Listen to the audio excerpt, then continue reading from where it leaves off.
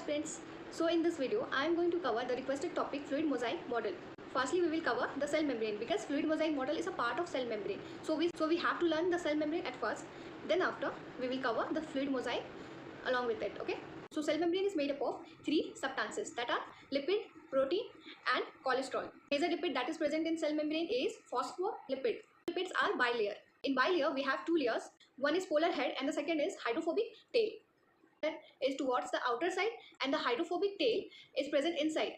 It is protected from aqueous environment. Okay, hydrophobic means phobia of water, so it is present inside so that it will be protected from aqueous environment.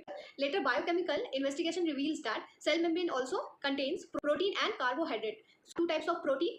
First is integral and second is peripheral. Integral protein is partially or totally buried in the cell membrane and the peripheral lies surface. We come to our topic, that is fluid mosaic model. Fluid mosaic model is given by Singal and Nicholson. According to this model, the quasi-fluid nature of lipid enables the lateral growth, lateral movement of protein within overall bilayer. What it means? Cell membrane is selectively permeable. Selectively permeable means first the substances will selected and then it will transport. None of the unselected substances will be transported from cell membrane. So what will happen with unselected substances? So it requires a protein carrier for its transportation across the cell membrane. Because the protein easily transported across the cell membrane, so it will act as a carrier to transport the unselected substances already rejected by the cell membrane. There are also different types of transportation. The transportation done by the protein carriers is called facilitated transportation, and the transportation that requires energy against the concentration is called active transportation. Example, sodium potassium pump.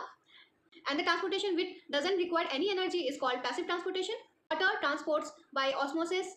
Neutral solutes transport by diffusion. And one important note, that is that I told you the unselected substances requires a protein carrier.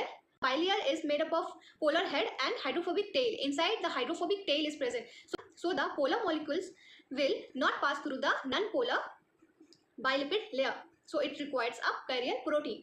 This overall phenomena is explained in fluid mosaic model. So next video, bye bye.